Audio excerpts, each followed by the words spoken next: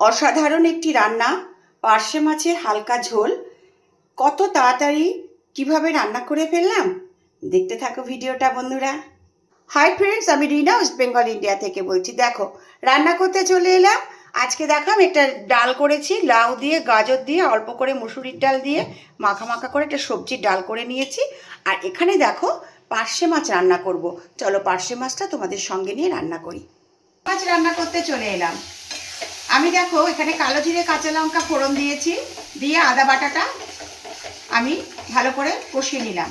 নিয়ে এর মধ্যে ধনে জিরের গুঁড়ো, কাশ্মীরি মির্চ আর পরিমাণ মতো হলুদ, স্বাদ মতো নুন দিয়ে দিয়েছি।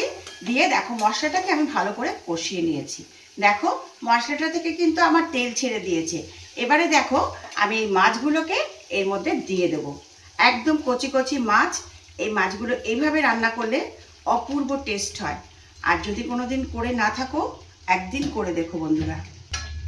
এবারে আমি এইটাকে ভালো করে মশলার সাথে কষাবো মাছটাকে। দেখো, আর মাছগুলো সত্যি খুব টাটকা, দেখতে পাচ্ছ বন্ধুরা, খুব সুন্দর মাছ, ফ্রেশ একেবারে।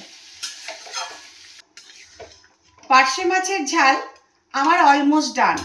একদম হালকা করে আমি ঝোল করেছি। দেখো কেমন হয়েছে দেখতে অবশ্যই তোমরা বলবে।